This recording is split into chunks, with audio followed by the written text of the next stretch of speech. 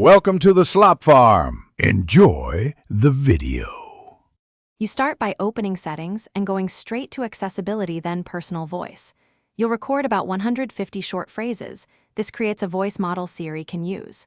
Once done, make sure your device is plugged or has steady battery and choose clear speech prompts when ready. Speak naturally, not whispered, so the model learns your cadence and phonemes. This initial recording is the foundation.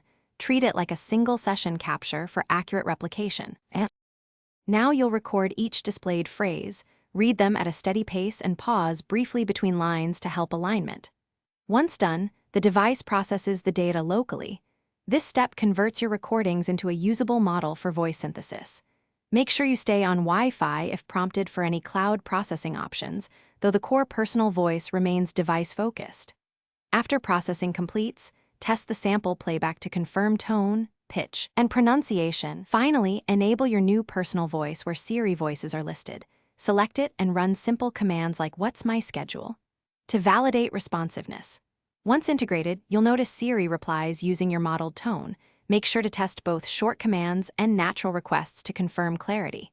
If responses sound off, reopen personal voice, re-record only the problematic phrases, or delete and rebuild the model.